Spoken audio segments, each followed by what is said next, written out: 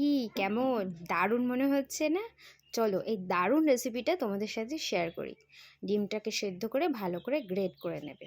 তারপরে পেঁয়াজ কুচি, কাঁচা লঙ্কা কুচি আর গাজরটাকে গ্রেট করে নিয়েছি।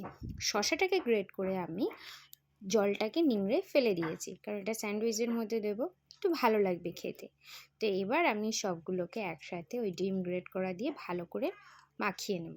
এখানে তোমরা মেয়োনিজও দিতে পারো, তাহলে টেস্টটা আরেকটু ভালো লাগবে, কিন্তু যেহেতু আমি হেলদিভাবে বানাচ্ছি তার জন্য আমি মেয়োনিজটাকে স্কিপ করেছি।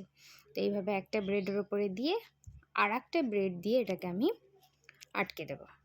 তারপরে আমি কাঁচির সাহায্যে, আমি কাঁচি দিয়ে করেছি আর কি, কাঁচির সাহায্যে এটাকে কেটে নেব। তোমরা চাইলে দুধারটা কেটে ফেলে দিতে পারো, যেহেতু আমরা বাড়িতে খাবো তো আমরা আর কেটে ফেলিনি। এইভাবে দেখো আমি বাড়ির সবার জন্য রেডি করে নিয়েছি। এবার একটু তাওয়াতে এপিট ওপিট করে সেঁকে নিয়েছি, ব্যাস।